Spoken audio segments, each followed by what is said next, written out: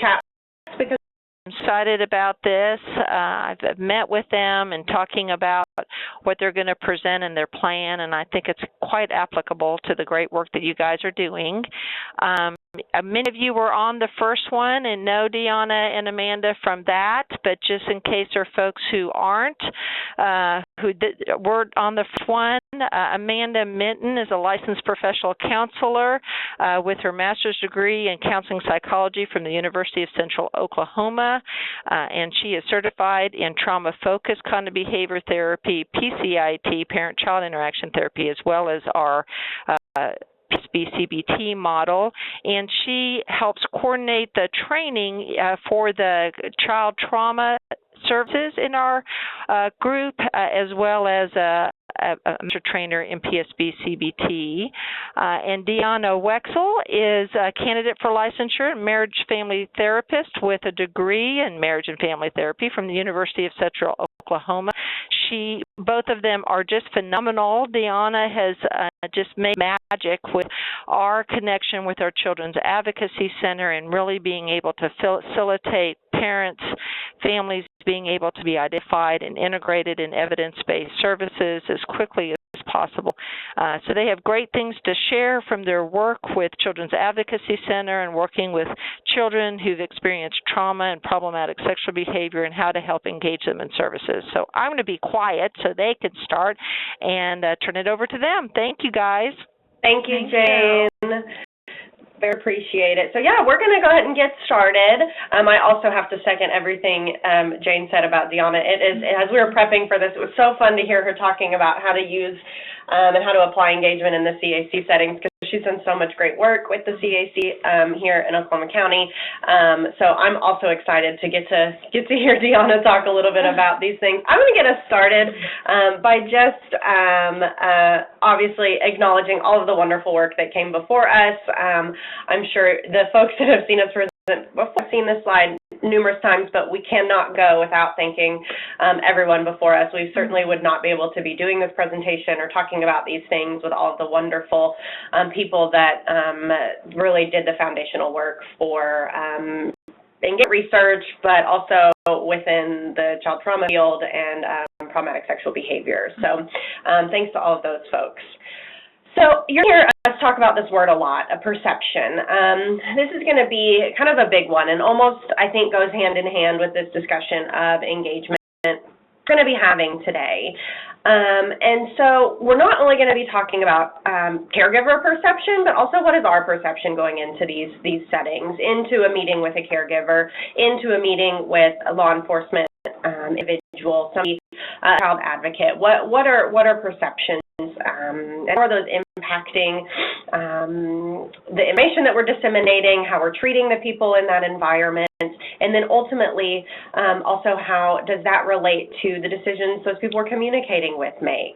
And so I want us to start really with thinking strongly about perception and how it really can impact our interactions with others. So I want to, this is where discussion comes into play pretty quickly. So what I really want us to do is we're going to talk a little bit about the cognitive triangle. I'm not going to go into a lot about what that is. The term for the relationship between thoughts, feelings, and behaviors. The reason that I wanted to bring this in is because I really want to give you all permission right here, right now, to share your true, honest thoughts when you come into a situation that's maybe similar to what you're seeing up here on the slide. So for those of you who don't have the slides, what it says is you're prepping to meet with a family. Maybe that's in a family advocate setting. Maybe that's as a therapist. Whatever role that you're serving, you are prepping to meet with a family. This family has come through your center before. You know them to be really disengaged. They've never followed through with therapy services.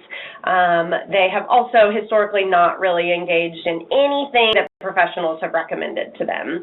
So we're going to start with thoughts. Again, I really, really want you to be able to share your initial thoughts related to this. Not thoughts that we've done a great job of restructuring, those really initial thoughts that come into play right when we're prepping to go meet with that family. So John and I threw up an example here, and it was, this is a waste of time. So I want to hear from you all. can unmute yourself and we don't get a lot of feedback, that's great. Otherwise, use the chat box. What are some other thoughts that come to mind for folks in this situation?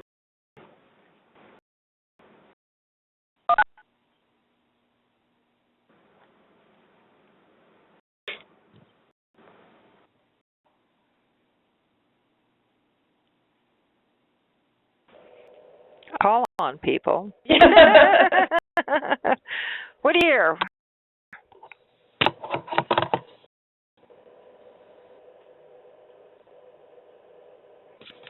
I hear a lot that therapy is for crazy people, or that, that they feel like their kid needs it.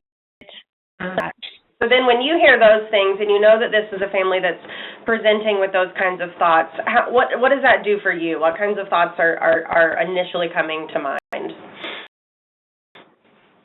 When they say therapy for crazy people, I get a little defensive. Yeah. In my mind anyways, because I'm like, no, it's not. It's for everybody. And I tend to do a lot of psychoeducation on, anybody can go to therapy, that crazy is a term that, society, might use, but that's not necessarily true. That, and I kind of go into a lot of education about what that actually means. Yeah, great. So you've already sort of taken that next step of like, here's what I'm hearing and this is what I know I need to do. Absolutely. What other kinds of thoughts come to mind? So the one that Dionna and I put on there was, this is a waste of time. I'll call myself out. When I've been frustrated in these situations and I've seen a family numerous times and they're not listening, they're not hearing me, it's, crisis of the week every week regardless. Sometimes I do have that thought, and that's okay. This is a waste of time. I'm not getting anywhere. So what else do people think?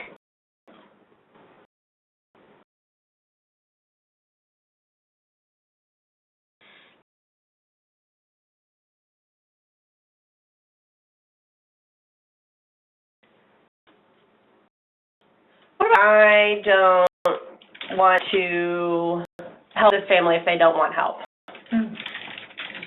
Well, one of the things we talk about is just like maybe they'll bring up culture or religiously that's just not something they believe in. Okay. So think how culture and religion impact. They also don't want to do it because they don't think that they think talking about it makes it worse.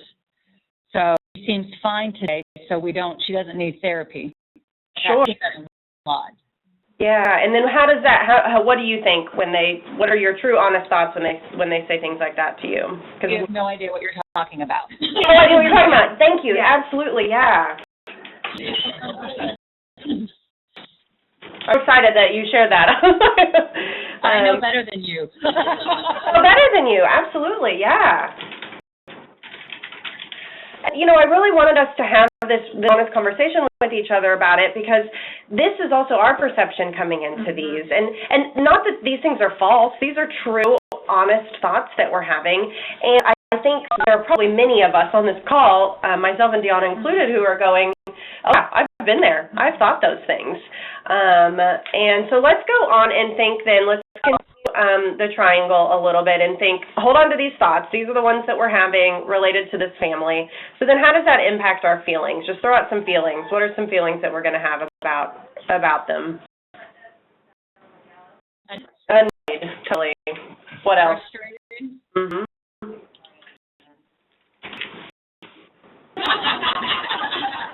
That's a good one. We want to hear it. So someone said, I don't want to work harder than them, and the therapist said that's a thought, not a feeling. Good. Okay, well, we're going to add it. We're going to go ahead and add it.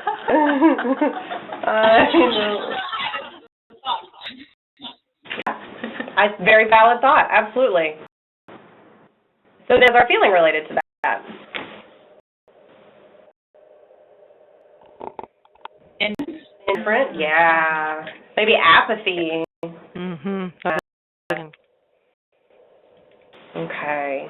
I don't know. Does anyone ever have maybe some anger around these kinds of things. I see these families, and I just know that we could be helpful for them, and I know that if they would just listen, that we could do it. And sometimes it's upsetting, or it makes us maybe a little bit mad to see that they're being a little bit more hesitant to engage in these kinds of things. So I'm going to throw for myself. I'm going to throw anger up there and upset. How about exhausted? Oh, that's a great one. Absolutely exhausted. Not a great way to feel, but a great example in this case. Yeah. Is that overwhelmed? Because it's like it's very often multiple families. It's like, oh my goodness, we have to change the entire culture of society to understand mental health, and I can't do my real work because I'm having to convince everybody that this is actually good stuff, and so it can feel overwhelming. Yeah, overwhelmed. And I think, again, the point I really want to bring home on this is that we engaged in this really quickly, right? We were able to do this, and these are really normal things that are happening for us as the therapists. And we're going to flip the script in it and think about that. But then, how do these thoughts and these feelings then impact the way that we engage with that family? What are our behaviors going to look like, or maybe lack thereof related to behaviors? What's our tendency here? Avoidant, yeah. So how might that look? Because that probably look different for a lot of different people. Not return the phone call, not educate them, just not. Inclined to close. Case closed. LaShonda typed in flustered. Absolutely. Yeah, it's another big one, I think. Demeanor changes at all? Yes. Yeah. So maybe we're a little bit more aloof. I don't know if less professional is the right way of saying it, but maybe a little bit less of our kind of typical self that we might be with a family that we are feeling a lot of empathy for.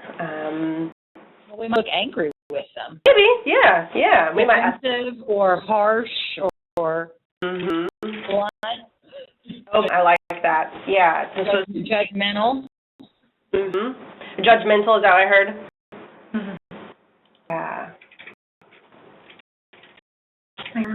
Oh, stern. Jan, thank you so much. Gosh, absolutely. You guys are really, really hitting the nail on the head here, and I think this is exactly what we were hoping to kind of hear from folks, and also take the opportunity to really normalize that we've all been here. We've all been here, and I think sometimes it's hard to get out of that rut with these kinds of families. And so now I want to kind of flip the script. We don't have slides for this particular thing, and we'll just go through it really quickly. Some of you already started sharing a little bit about what it's like for caregivers and families coming into these situations. They've been here before. Maybe we're talking about a family that's a little bit lower on the socioeconomic status, kind of ladder. Think about the families that are coming in your doors that have a little bit more of this hesitant. What are the thoughts that this caregiver is having?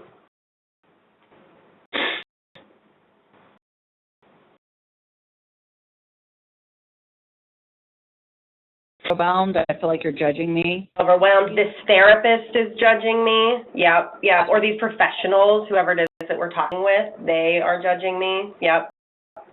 I talk about this. I don't want to talk about this. Absolutely. You don't care anyway. I'm so sorry. You care anyway, or they think we're threats. We're part of CDL. Yeah. You don't care anyway.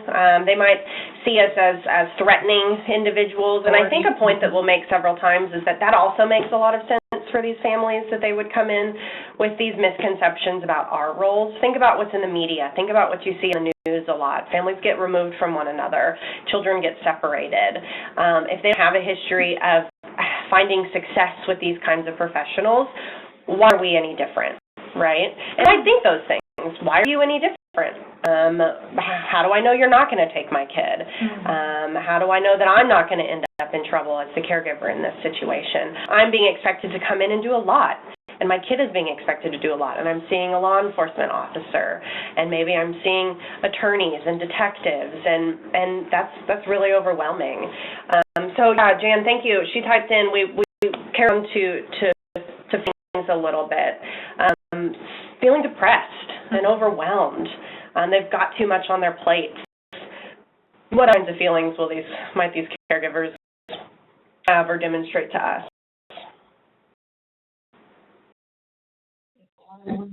They kind of feel the same way we do sometimes.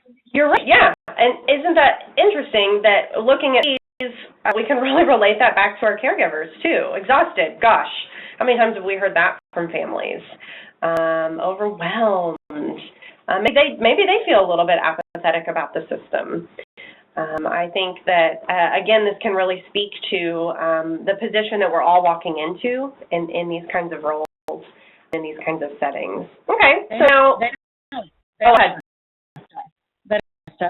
Gosh, you're right. Yeah, they don't trust us. Again, I think, what reason do they have to trust us? In their brains. We could probably list a litany of things given the work that we do and the history that we have of working with families, but they don't have that perspective. So there's that word again, our perception of these situations. What do caregiver behaviors then look like? If they're thinking, thought about, can't trust us, they're over it, don't want to talk about this anymore, feeling frustrated, angry, apathetic, exhausted, what are they going to look like to us?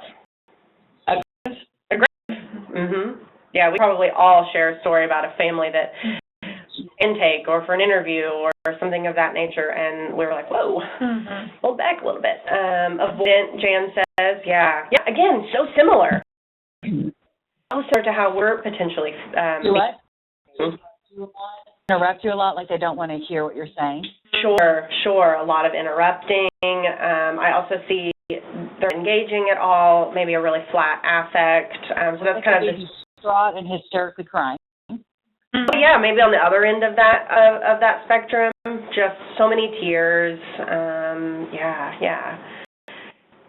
Feel totally, absolutely. And so I thank you all so much for participating on this little activity and being so open and honest and allowing us to take the opportunity to really normalize that these are the ways that we're feeling as the professionals in these situations, and then also being aware and mindful of how this is impacting our caregivers. And I think it's a really important thing for us to be mindful of as we move into considering how do we engage with these families and how do we interact with them. Okay, so another question. We've done this a little bit and talked about this some, but let's put ourselves in their shoes for a second. How would you react if you were told that your child had a problematic sexual behavior? For example, how would you respond if maybe law enforcement's knocking at your door? You're now required to attend services. What would it be like for you?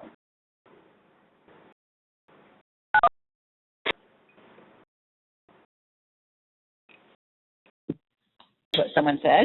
Absolutely. Absolutely. Freak out. Yeah. We be defensive and denial. This can't be right? This cannot be my kid. You all must be wrong. We're not. But also, you think you totally failed as a parent. Like that's a. Yeah. That is such a heavy thought to have. I failed. If this is a behavior my kid is engaging in, I am a failure. Now, again, putting all of that into perspective and thinking about that picture moving forward for this caregiver and what they're thinking and feeling moving into these interactions. And how it looks to us is very different often if we're seeing is events, disengagement, affect, anger, hysterical crying. That can appear very face value to us, right? Which looks very different than when we get into the nitty-gritty of talking about what's going on behind the scenes for this caregiver or this particular family. Absolutely. So these are some of the things that we've heard from families a lot of the things you already mentioned with respect to how caregivers think and feel when they have a child that has engaged in problematic sexual behavior. You mentioned a lot of these things, but I think it's important to take all of this into account when we're thinking about what we're seeing and what's coming into play here. I think particularly I want to hone in on this belief in all of the myths and how scary. I mean, think about some of the myths that we really talk about and are trying to break down. My kid's going to have to be impatient. They are a lifetime pedophile, right? They are a sex offender. These are the things that we're trying to break down because we know them to not be true. But think about a caregiver who does not have all of the information and how absolutely scary and terrifying that is to think, I never see my kid again. If I take them to this interview, if I engage in these services, if I tell you the truth about what happened. I'm not going to spend a ton of time here. What I really want to hear from you all, these are the stats. We know that engagement is really hard. We know that there's a problem with it. We know that across therapeutic services, long-term, short-term, showing up one time is a challenge for families. So what do you all see? What do you all see with respect to engagement or thereof? It's often harder to get the younger kids engaged because parents are not involved with the juvenile justice system at all. They're probably not going to have any consequences or wouldn't have any consequences. Yeah. So maybe fewer systems involved. The caregiver perceives that there are fewer consequences. So those younger ones maybe drop out a little bit more often. I've also heard, this is not common, but I've heard families say that they worry less about their younger ones because there's still so much, time left until they're out of the house. So there's still work I can do as a parent in the home. So I think that's an interesting perspective as well. What else do you all see with engagement? Who's showing up? Who's not showing up? Is anyone showing up? I think you have a problem of them even financially being able to get to their appointment. Yep. Transportation-wise, in our cases, each time the breadwinner is no longer in the home or has been arrested, so you have a financial burden. We have to have a strong advocate team. We provide lifts and Uber services now for our families and care so that there's no reason why they cannot come. But those are a lot of reasons why they don't come. Yeah, I really appreciate that you already started really thinking about what are these barriers to attendance, because that's what really feeds into this problem that we're looking at here with these different bits of research. And a couple of things that I just wanted to point out is, and again, I'm preaching to the choir here, but there are so many children that are in need of mental health services that don't have contact with any kind of services. And I think this speaks really nicely to some of the barriers that we're communicating about. And on this slide, there's a little bit about how culture really plays a role in this, specifically and particularly in my youth. Absolutely. Okay, so Jan, thank you. We've seen lower engagement with African American families, higher engagement with Latino families, with Spanish-speaking therapists. Yeah, I think that's an excellent point that you make here. But it does also speak to some of the necessities that can come across. And some of the barriers that can cause difficulties. I think we maybe would have a different perspective on our end, even within the Latino population. And the barrier is that we lack a lot of Spanish-speaking providers. Lots of premature termination of services if seeking them at all. So it's definitely here. Anything else that stands out to you all with respect to engagement? My second point is interesting, the disparity between need and use of services.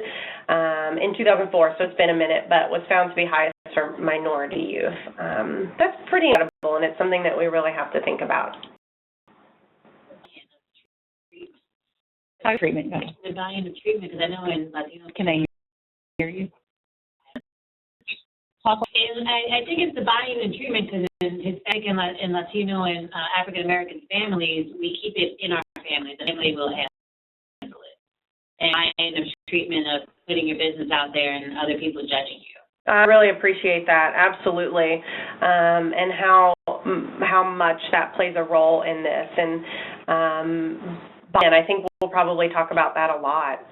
What can you do that my family cannot do for me? What's the difference here? And it's hard to be vulnerable and to share this information, and if you're not a part of my family, you don't deserve to hear it, which also makes a lot of sense. We're strangers, right? We are Joe Schmo off the street compared to people in a family. It makes a huge role. So that speaks really, really well to this next little bit of information. For folks that have attended our learning sessions here, some of this will be a little bit repetitive for you, but I'm just going to breeze right through it because we have some other really great information that we're going to get to. But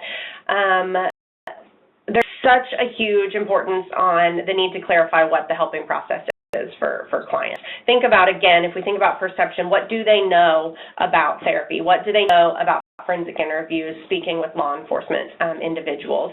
It's scary. It's so scary. And what you see in the media and what you hear from people and what the news shows us is that it does not end in positive results often, because that's what we're seeing. So how far can we go, and how important is it to be able to clarify what is our role in this? How am I here to help as opposed to harm anything in your family or any choices that you're making? All about collaboration. Again, that comes into clarifying what our roles are and what everybody's.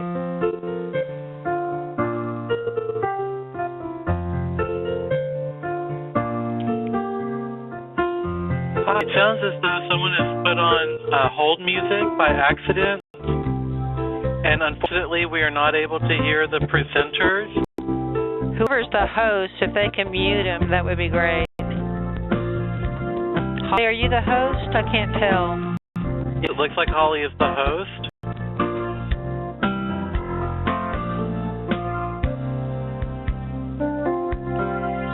Jane, I can take over as host, and Holly may be trying to figure that out. Just a second. Apologies to everyone. This is a wonderful way to engage your client. I'm almost there.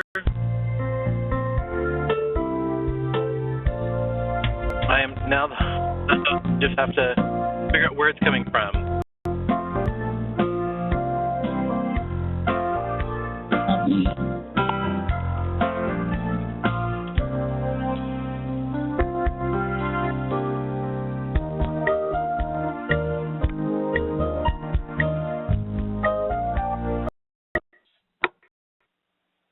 Good. Can folks hear me?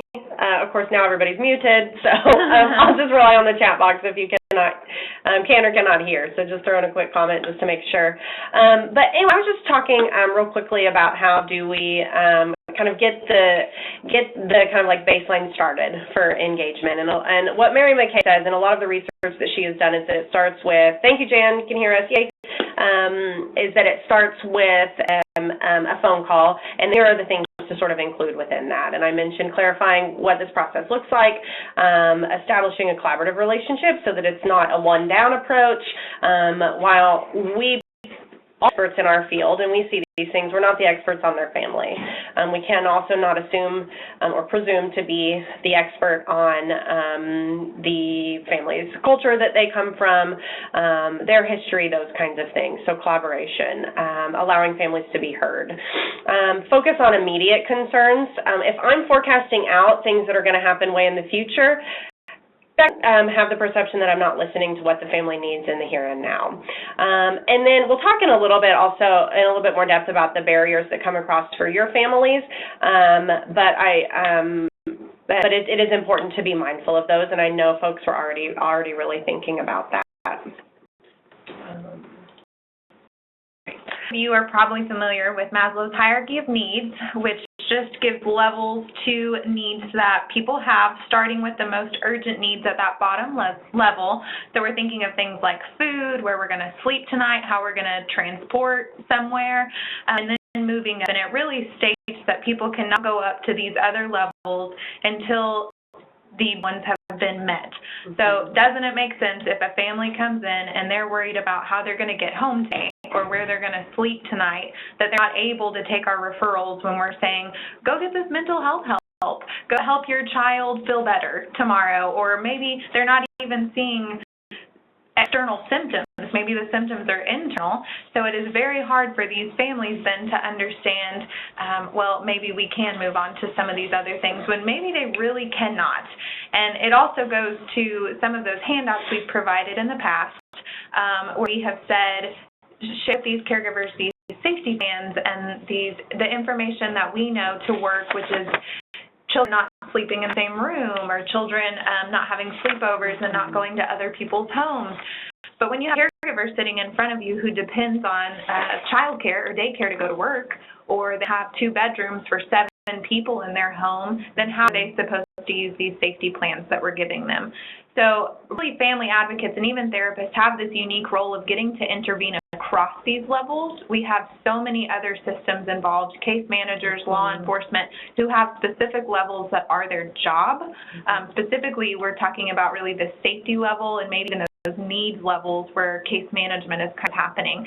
And you guys have already discussed even these financial transportation barriers that you have had to address just to get people in your door. And what a phenomenal start just to get them there so they can move up and move into this love and belonging level or this esteem level, and hopefully take our mental health referrals and help us them kind of in the long run. So this is just a great way. This has also been called the theory of motivation, and I think that's a good way to look at it, because where are families going to buy in? What we need to focus on to help families get to this next level and help them. Mm-hmm. Yeah. Do you have any thoughts on this particular piece? Reading this, I was just having a lot of reflection myself over, where our families are, and then as Dionna was saying, where are we trying to get them? And we're jumping steps here within the hierarchy of needs, and so I think it's really important to really take into consideration what our role could potentially be impacting, what does this family need, and the things that we're communicating, and those kinds of things. So anybody have any thoughts on this particular piece? Feel free to just throw them in. So I mentioned this earlier, drop real thing. What do you all see with drop from services, or maybe not even starting? Do you all see a lot of making it to a few sessions and then bang? Is there a lot of rationale behind that? What are your observations within your settings? Should be unmuted. That participating. Me.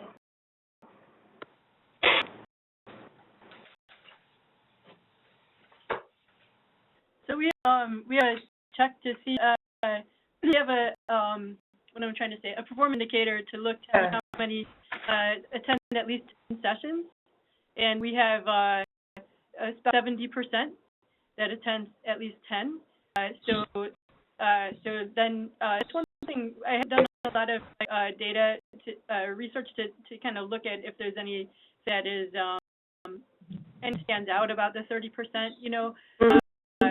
But I think we're pretty good with that. That was about our target, and so that I think that's a good thing. I do want to sort of start to focus now on the folks that aren't sticking. And I think we've got about close to 8% engagement. We consider just if they show up after being referred, so that's pretty good. But we do, to the point of the Maslow hierarchy, we do have a fans, so we pick people up and bring them here.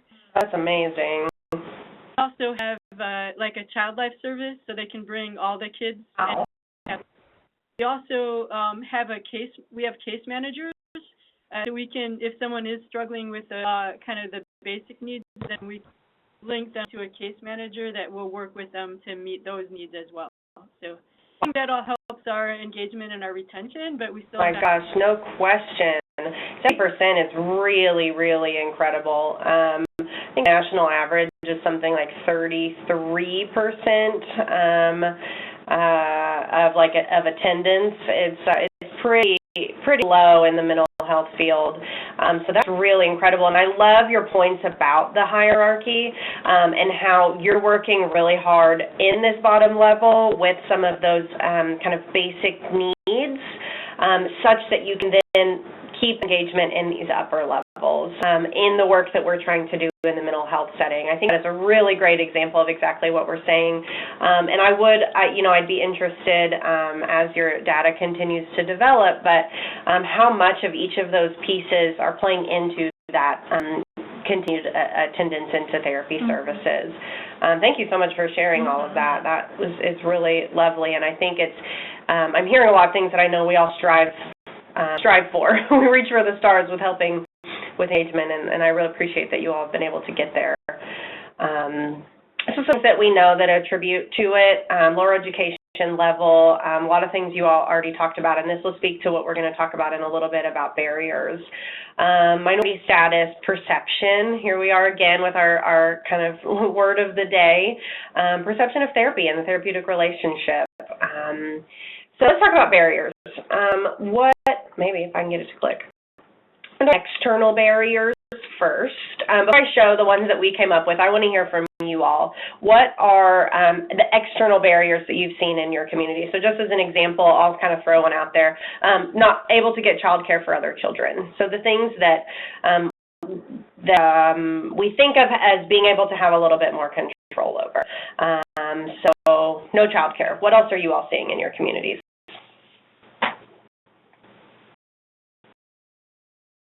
So public transportation is an issue for us, as some of the cities in Benton County don't have public transportation available to bring them to sessions.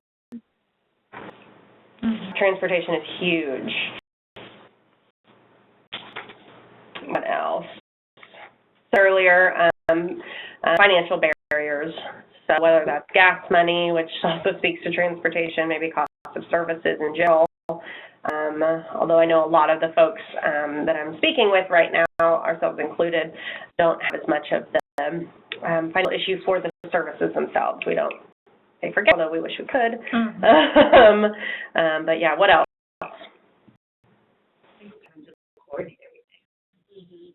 So that one. Parents having to coordinate getting out of work, picking up their kids, getting here, picking up 3 kids from school, getting home, having dinner. Yeah, and literally just scheduling. Absolutely. Yep. And all the conflicts, if you have multiple kids, your own schedule. We see a lot of families working multiple jobs, and how does that impact? Totally. Here that we see, and I alluded to earlier, is language barriers. We don't have, most of us are English speaking, and we don't have a lot of folks here that are bilingual in nature. So anything else that we missed that are the big ones? Well, here it's today and everybody's canceling, so hopefully it's an anomaly. Yeah, maybe that's a weather thing.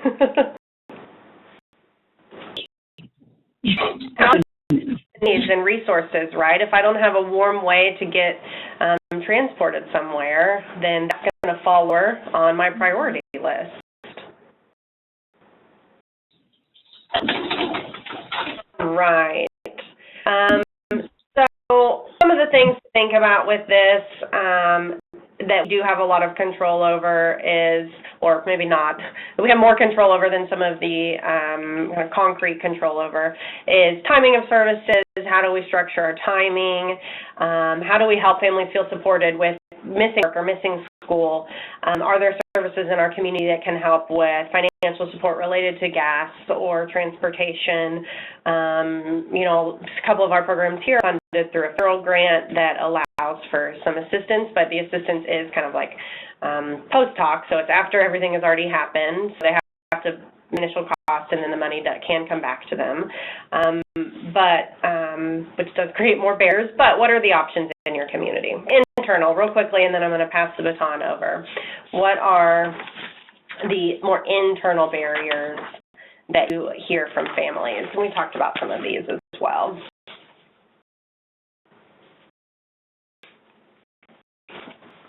Belief in the myths was the big one that I mentioned earlier, particularly related to treating children with problematic sexual behavior. I let parents leave it up to the kids to decide they want to come into any appointments. So then you'll have kids that say no, don't want to go, and they won't force them. Right. Can you blame them? Yeah, so the barrier of just sort of like really, again, maybe that's not understanding seriousness, or maybe that's not understanding the structure of therapy, or maybe it's also not believing in themselves as a parent in the capacity or their ability to be able to help inflict change in their kiddo. Yeah, absolutely. Unaddressed mental health issues or past abuse triggering them and them not wanting to deal with it when they come here. Yeah, their own trauma histories, their own histories. Maybe it's related to therapy, it's related to trauma, it's related to not wanting to talk about it. I think sometimes we'll see on the flip side is been talking a lot about their own difficulties and not getting as much time for kiddos. And they're not seeing improvement in their children, and so that's going to lead to potential dropout. Another area there. So I think a lot of these already. Okay. So another important consideration that we have to have is cultural and how this is impacting interactions that families are having with us and how they're utilizing referral sources that we've given them. And a big piece of this is stigma. So when we think about the population that we're serving, children who have engaged in problematic sexual behavior, not only is there stigma related now to possibly using mental health services, but there's already stigma on this child just for the behavior that has happened. So it's truly a double whammy for this family that's trying to come in, or we're recommending that they come in and they're having these maybe thoughts or beliefs that this is going to be dangerous for my kid, or my kid is dangerous. And a lot of just confusion resulting from that. And if we look back to that triangle, those thoughts then are influencing those feelings, which are influencing what they're doing and the decisions that they're making for their children. So definitely impacts thoughts and the results of what's coming from utilization of these referral sources. It's also important to realize that systems are really set up by the majority, and so they meet needs of majority families, so minority really sometimes get left behind. And that's not done maliciously. That is just because our perception, our perspective limits our ability to empathize, and it limits our ability to see needs that others may have. And some examples of this that I was sitting in with a family actually and trying to assess for any trauma that may have happened, asking if anything tough or scary had happened for the kiddos that were there. The caregiver assured me that nothing had happened that would be considered traumatic. And as we continued talking, she went on to share that their house had been broken into for the 5th time. That during this week that they had come in, there were weapons involved, so the children were home, and I thought in my head, goodness, like this sounds like something really tough or scary. And she went on to say, like, this is just life. This is typical. This is what we expect. And so I really had to assess my own preconceptions of what I went in with and what I expect to hear from these caregivers and what I expect them to see as problems. And really that's not meeting them where they are, that's forcing them to come where I am. And so I realized quickly I need to reshape, adjust my questions, ask things a little bit differently. An example that I have from a family that I worked with was a mother who came in and began disclosing things that we quickly realized were reportable to a child abuse hotline. In discussing with her, she continued to share with us, this is not what we do. I would never call this. She kept saying we and us. This isn't what we do. This is not how we handle things. We worked hard to continue to share with her the need to report this for the child's safety, and we really did find that common goal of just wanting to help this kid. She only agreed to make a report to a child abuse hotline and called in front of us and gave information that I truly felt was appropriate for a hotline report. She had a pseudo name because there was some illegal activity involved, so it was a name that this person was probably giving to a lot of people they were working with. And she also didn't have the number of the house that the family lived at, but was able to say the cross street, here's what's parked in front of the house, here's the color of the house. And our child abuse hotline said to her, we will not take your report. You can call us back when you have more information, but we are not going to take this report today. And so we hung up and left it there, and that really shook me too to think better chances she's going to call back again. But also, we work so hard to get these people to a point where they're saying, like, yes, we have this common goal with you, yes, we want to use these resources, but when they utilize them, it looks different. And we need to be prepared to handle those differences and what comes from that. And I was not in that situation prepared to work with her on, okay, well, here's what's next. And so just being mindful of how our systems are set up, what needs we're set to meet, and working hard to make sure that the perspective and perception of minority groups are being represented and taken into account. So this moves on to how we begin to engage caregivers. And Amanda has already talked about this, but this piece is really the most important. This is an ongoing process that starts from that first phone call, all the way through the end of treatment, and that's collaboration. So this eventually hopefully will look like collaborations with all systems involved. So we're making this a smooth process for the family. But right away, collaboration really looks like a relationship with this caregiver who's sitting right in front of you and being a part of the process with them. Collaboration, the most important piece of this is finding that common goal with the people who are coming in to see you. So it's still important to consider barriers, cultural impacts, and from those, again, finding that common goal. So I worked with another family who came to a child advocacy center and saw law enforcement there, saw detectives, and this could just as easily have happened at a therapy office if they were coming into a session. This law enforcement detective was not there even for them, just on campus, and the family saw him and left. So perspective, perception, perhaps it was law enforcement is dangerous, they're here to take my kids away, I don't trust law enforcement, whatever it may have been, it resulted in them leaving.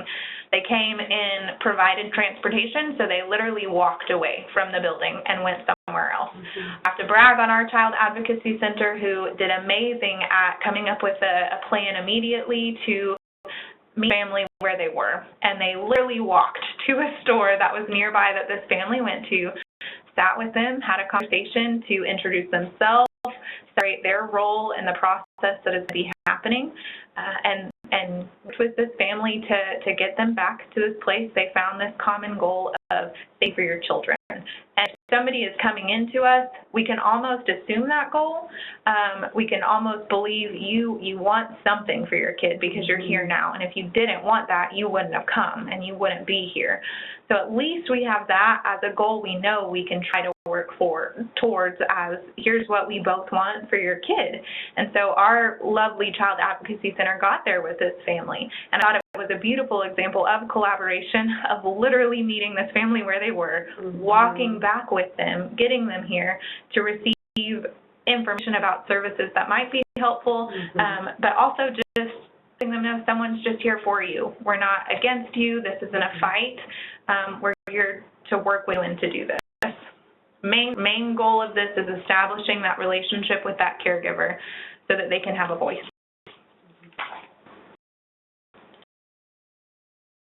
Comes in responses that we often see fall along this continuum. So here are a couple of things I hear kind of most often.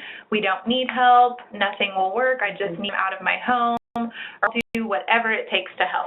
I wonder if you all have heard some other things kind of along that continuum, people coming in and what they're saying to you when you're offering your help, and maybe even thinking, I know what's best for your family, I know what can really help. And type in the box, you can speak up on the phone. What are some things you guys have heard from caregivers who are coming in when you're trying to provide referrals?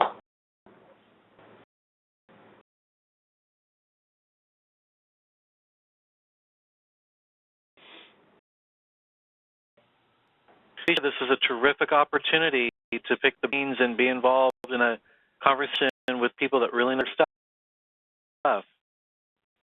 I mean, along those lines of, like, they really think they want the investigative part, taken care of. I'm here. Like, just, are the police doing what they're supposed to do? And that's all, and then the rest of it's fine. So that's what I think I hear a lot. Or there's some other thing, like it may not be the primary may not be the sexual abuse, but there's some other thing that they wanted. Well, a big one, sorry, I'm kind of rambling, but custody. Oh gosh, yeah. They're in custody court, and they're like, it's all, they want to focus entirely on, the from custody court. Those are good examples, and I really appreciate that. And I think that's true both in a child advocacy setting and also a therapy setting. I think that's often what therapists are seeing in their sessions when somebody comes in and saying, I'm only here to get something done. I'm only here because DHS made me come here. I'm only here to make sure law enforcement gets their job in. I'm only here to make sure I have a letter to take to court with me to show I'm doing this and spouse is not, or something like that. Yeah.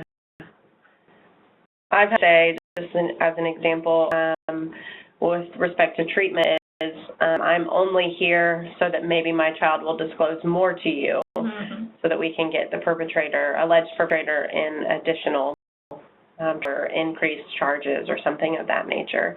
And that's certainly a challenge from the therapy perspective, because I'm not a forensic interviewer, right? On to the next slide. I appreciate feedback and comments on that. I also want to know how you guys have proceeded when this has been said to you. So let's start with the first one. We don't need help. We're just here because we were told to come in at this time and this day. Even this can be to therapy, this can be to a family advocacy meeting. We're here to get this over with. What do you do next? What have you done next historically? How do you respond and we say we don't need help?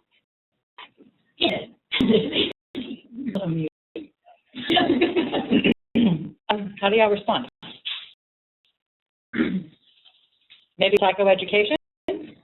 Just do some education on it, or how helpful? Actually, what we do here is when a family's in, if they're really struggling or having some struggles with the outcry, they will have a therapist go in and have us explain what the service is like.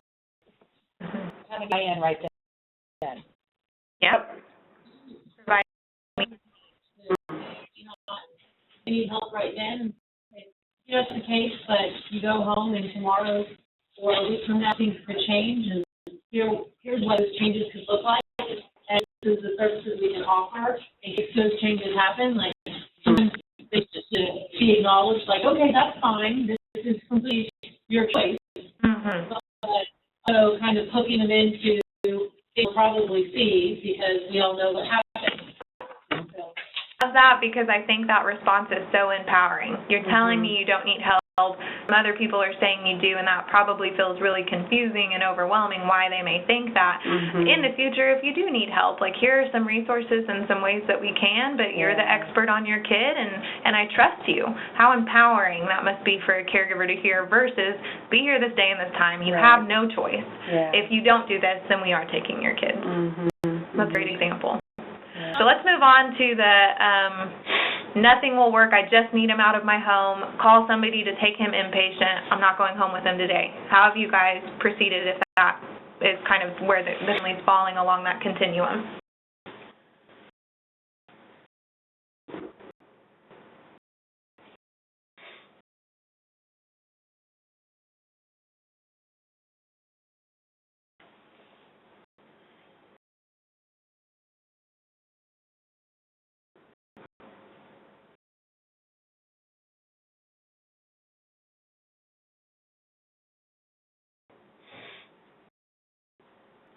One, and it's hard to assess in a very short amount of time if we do believe maybe a higher level of care is needed for the family. So there's a lot of ways this can move, but I love where we kind of ended with the last one, with empowering this caregiver to say, you know the needs of your kid, help me understand them.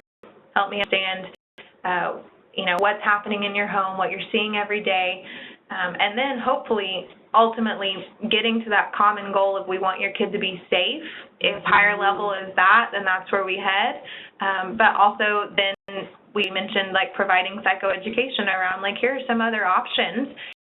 And then we'll get into this in a second, but asking permission, can I share with you some things I know about some other ways that this child might get help? But beginning with that collaborative relationship, empowering these caregivers to have a voice, they are the experts on their kids. So moving on to that last one, I'll do whatever it takes to help. That's our dream caregiver, right? The one that we all want to come in and say, anything you give me, I'm going to go do it today. And we get those sometimes. It's rare for me. My experience has not been that that's every single one of them. But when they come in, how are you guys proceeding with these families? Give me every referral. Give me anything. I'll take it. Do it.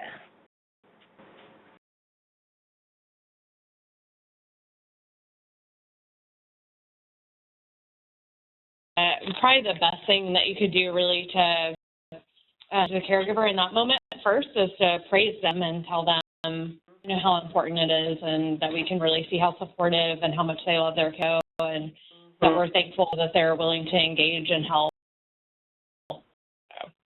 I think that's wonderful feedback. Praising these caregivers, letting them know, like, you're doing so much right. You're already here. That's the first step. You're asking for what to do to help your kiddo.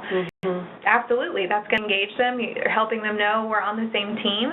But even just in these examples, with families coming in, all probably needing the same level of help from us, we can kind of see how it's harder for us to do for those first ones than the later one. And of course, they're not asking. That's not maybe where this family is just yet. Sure. But at any point, if we just jump in with psychoeducation or we just jump in with, but this is what we know is going to work for your kid, then we're really doing disservice to their family, because even this family that jumps in and says, I'll do whatever it takes to help my kid, we're probably jumping on that hierarchy of needs to that top level, when really we still need to assess for some of those bottom things.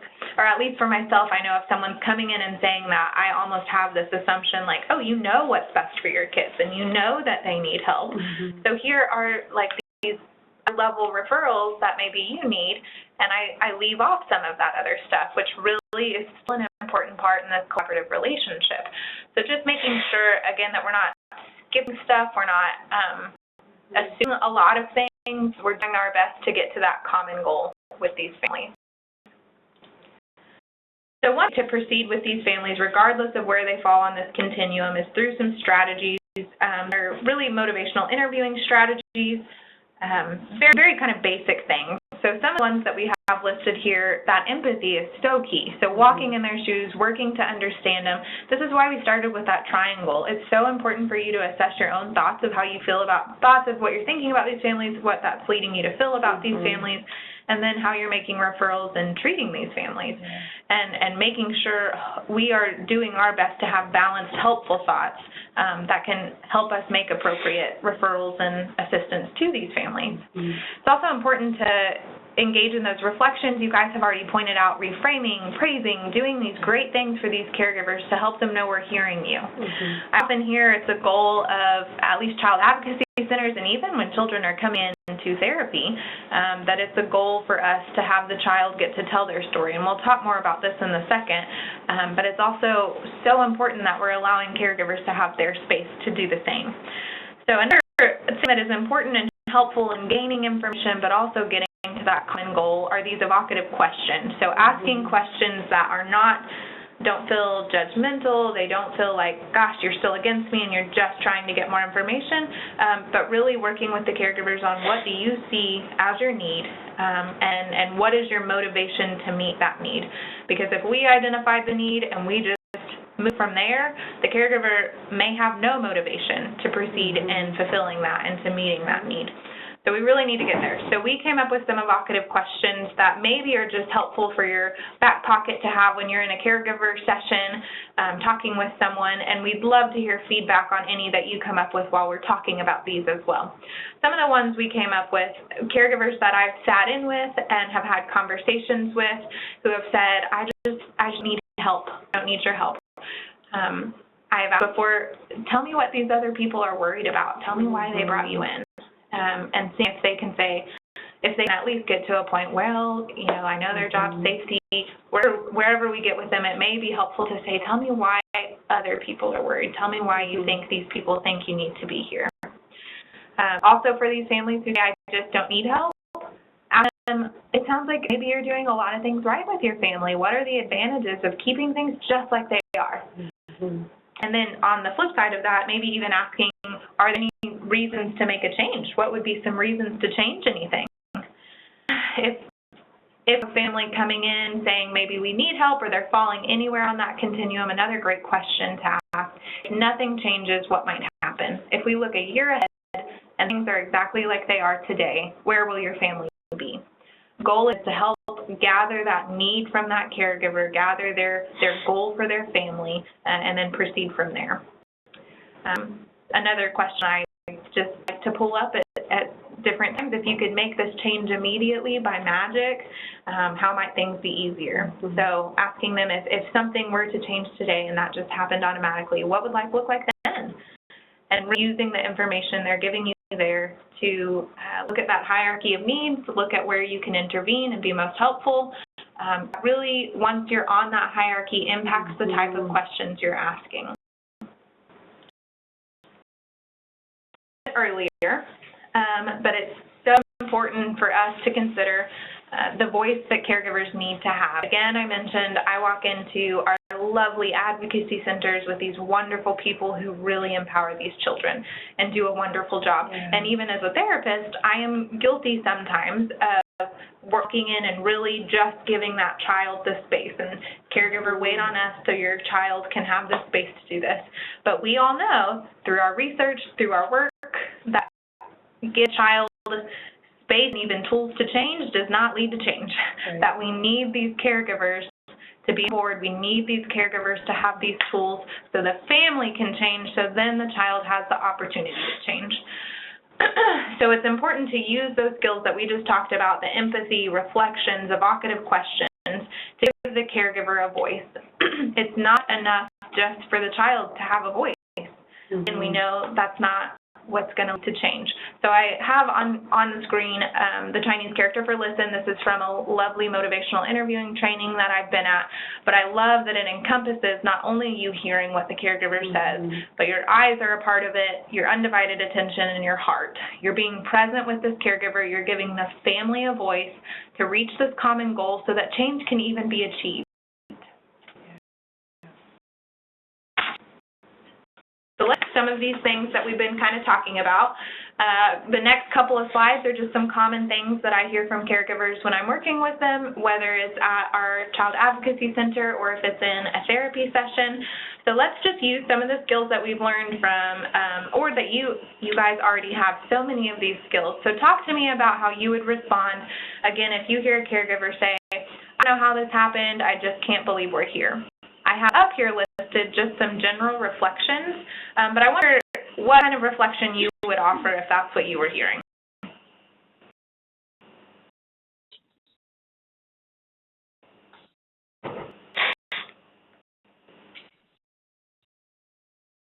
Everybody, don't be too quiet.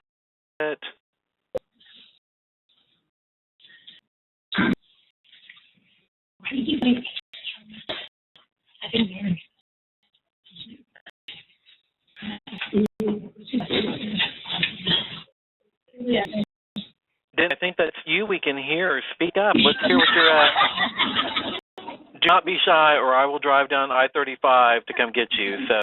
So what are you talking about? The statements that she Yeah.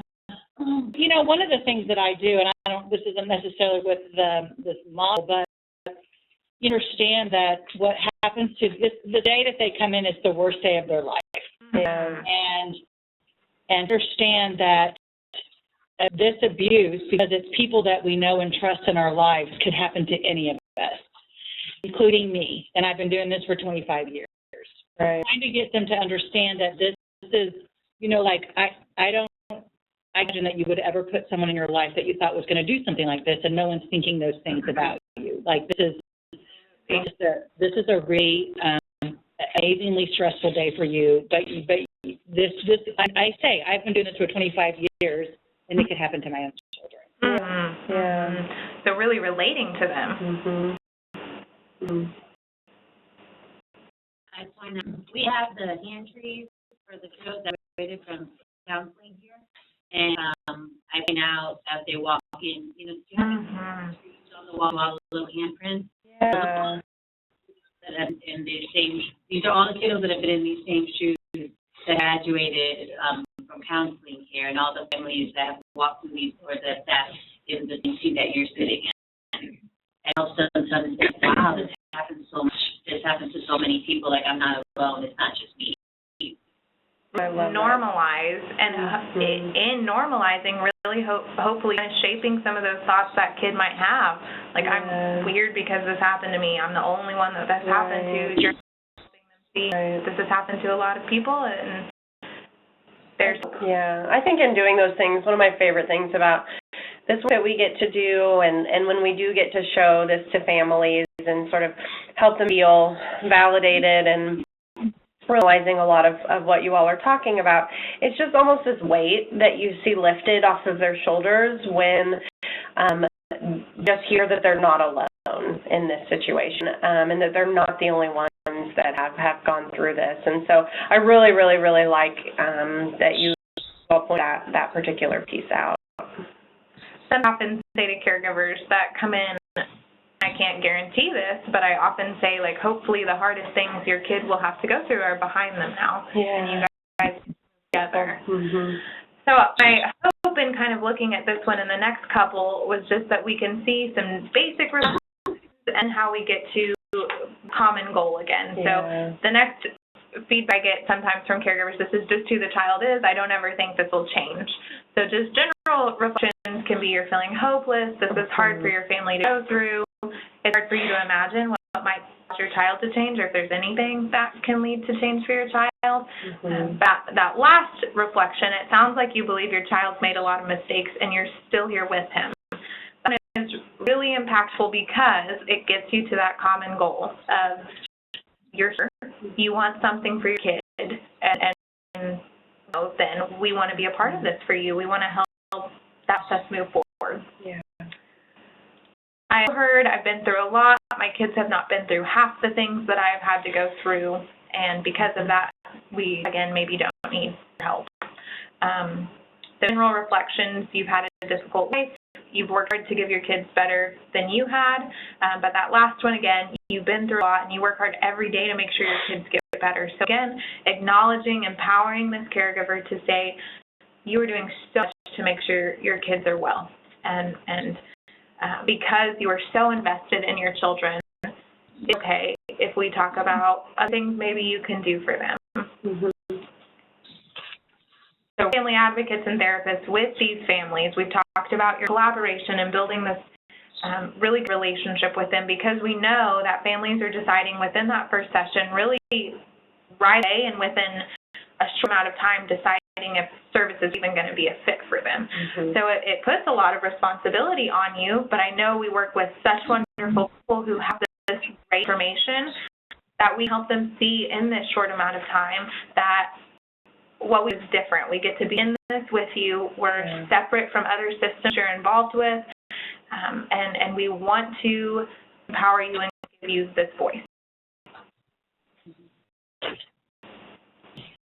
So, as well as the ongoing collaboration that's happening throughout treatment, clarifying the need of the family is extremely important in the next step in what we're doing. So we're collaborating constantly. We're also clarifying the need every step of the way because of change. So as those lower level needs on that hierarchy are met, families are going to be able to, and that's when our job shifts a bit and how we intervene and what referrals we're giving them. And so it's important, again, to assess at every step of the way this motivation that the family has and what they think their need is going to be.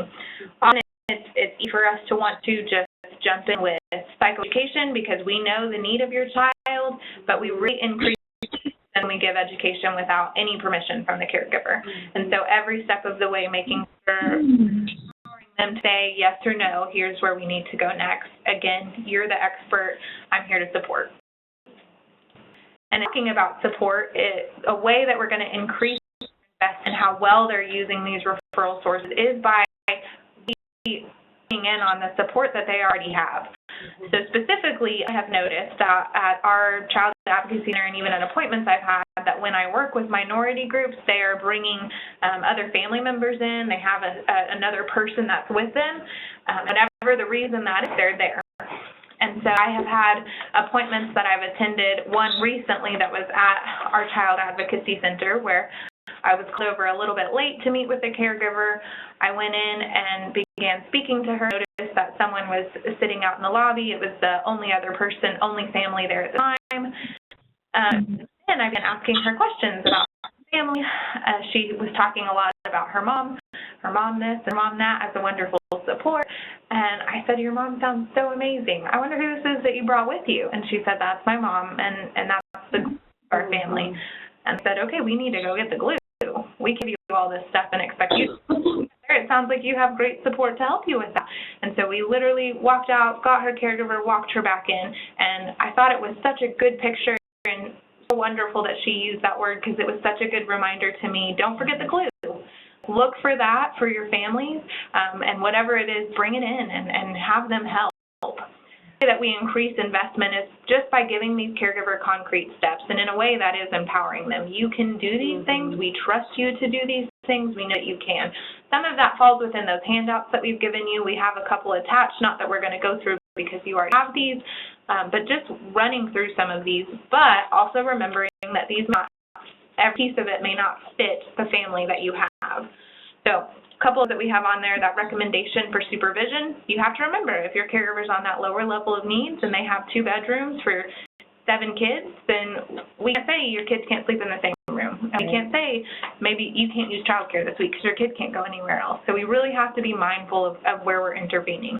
Next one is just a safety plan that we have used for families. Again, all of these are resources that you have access to, but it's important to lay out, like, here are good rules for you to maybe use for your children. You identifying their attitudes about seeking help and any experience that they may have. So I love our Child Advocacy Center and how they work with our therapists so well, and hopefully those collaborative, wonderful relationships that you all are experiencing and that it sounds like you are experiencing. So we get to be a one-stop shop for those families.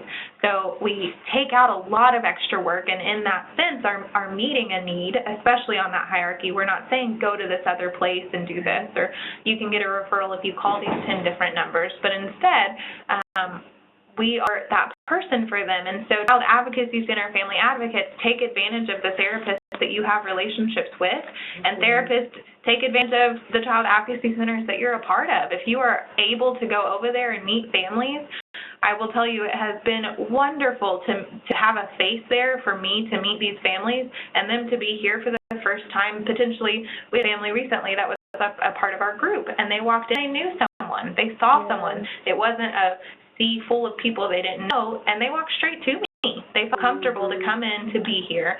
So take advantage of that relationship and that experience that you guys have. You guys all have already demonstrated wonderful ability to do this. You're problem solving these barriers, and that happens even before they come into you. So you talked about transportation, financial issues, child care. Problem solving never stops either. None of these pieces go away. They're working throughout the whole time. And it's really us getting creative and even working with these other systems to find ways to make sure whatever level they're on, that need is being met. And so work hard to engage in all these things. The whole process. Yeah. So before we wrap up, I want to walk us back through the activity we did at the beginning. And the reason I wanted to do this was to really have a take-home point for bringing in all of this information that we've talked about and really applying it here. And so after everything we've talked about, after we've considered what the caregiver is presenting with and their own perceptions, how might that affect our thoughts going into meeting with this family? Same family, disengaged historically. They've not followed through with recommendations, and now you are here meeting with them. Maybe it's for their first intake. Maybe it's for some kind of family advocate or advocacy role that you're expected to meet with them. How can we change our thoughts now?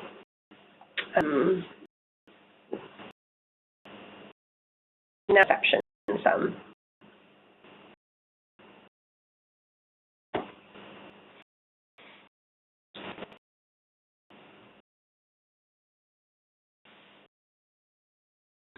I think with history and being prepared, trying to be prepared as possible with the history and the dynamics of the family before you come in helps you to mentally prepare yourself and to kind of draw a game plan. Okay. The best studying in blind. Okay.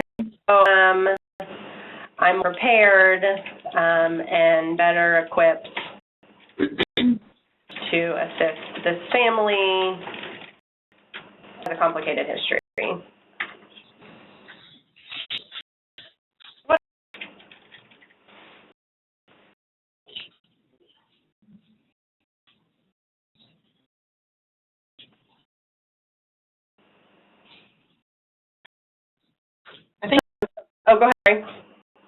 saying that I know I'm going to expect for them to be overwhelmed. Yeah. And just be okay with that. Okay. And meet them where they are.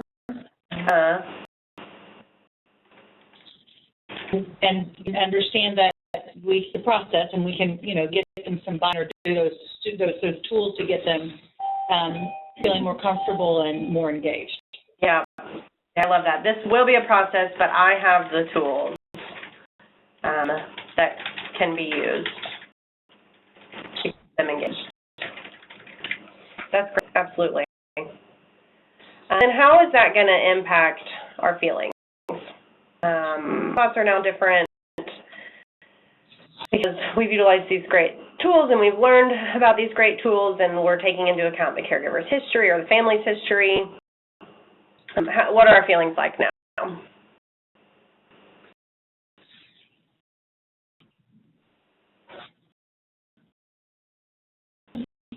Great. Yeah, totally. Confidence. That goes such a long way, doesn't it? Or better equipped. Okay, thank you. Yeah.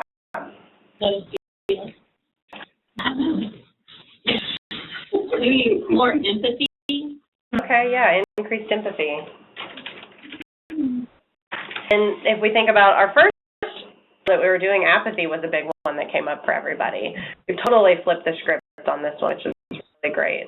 One thing that was coming to mind for me was I might be feeling more hopeful for this phase now that I'm sort of considering it in a different way, and I have these different tools.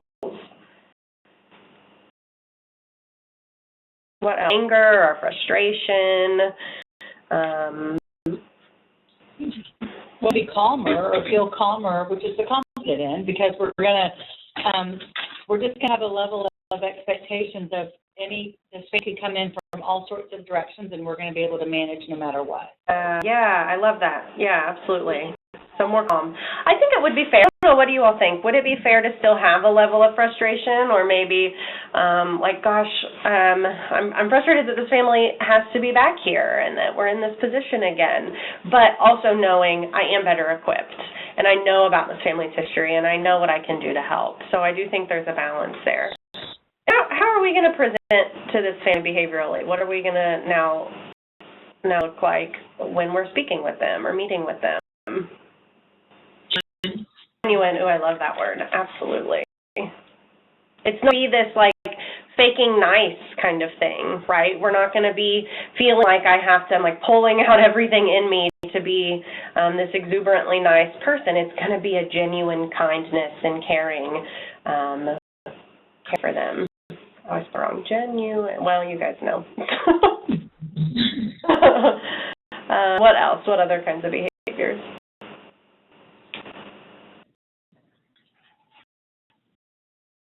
I don't know about others, but I feel like I can become a little bit more flexible. Oh, yeah. Okay, yeah, more flexible. Oh, my gosh. More flexible. Absolutely. I feel like I have to be as kind of strict in what I'm saying, straightforward with the words, or even just physically I can maybe relax some and chill out a little bit. Yeah.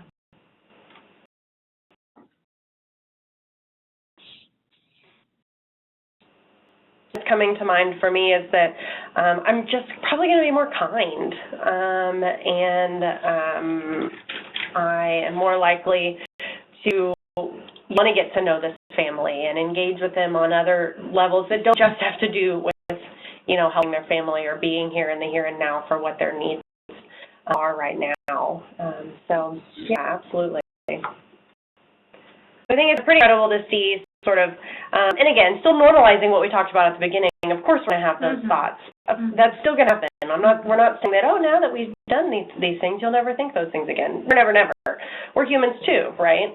But I think what's really neat is that as we walked through this, we could change our perception on this family, and then that it ultimately changes how we engage with them, which is then, it's a big, lovely circle, right? Which is then going to impact their engagement with us. Some great takeaway points with just the stuff that we've talked about of being empathetic, asking permission, getting to have that relationship, hopefully reflecting at a deep level to find those common goals. Overall, another tip I want to give you guys, though, because I know you guys have such wonderful collaborative relationships, Something that has just really helped my relationship with the Child Advocacy Center and even their relationship with our agency and what we're doing is giving them some stories of success. So it is hard to change that triangle if the only thing you see is that first day with that caregiver. And if the only thing you see is this disengaged caregiver coming in and saying, I'm just here to get this done with. It makes it much easier to change that triangle and to think the caregivers care about their kids, they want success for their kids. If the therapists who work with them can come back to you and say, this kid came to treatment, they graduated successfully. And of course, we make sure all releases are in place and everything you need. But even if it's just a broad story without any protected health information, if we can say, hey, listen, there's a kid who started at square one, who the parent didn't want anything to do with any of this. They left yesterday and the whole family's back together. They get to live with their siblings again. And so make sure, again, you're taking advantage of that relationship that you all have with each other, the therapists and the child advocacy centers, and you're really collaborating with each other, because that's going to help meet the needs of these families be that much easier. Yeah.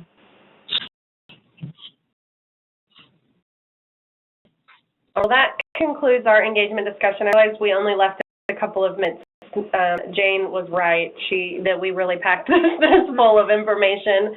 I hope that everyone has something that they can take away from this.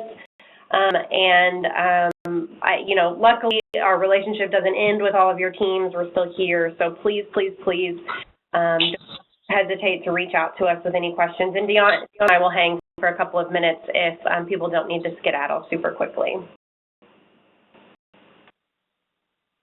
Thanks, Amanda and Dionna, for presenting this information and for so many people being on the call today. It's absolutely wonderful that there's such interest and we have such expertise to share with you. Thank you.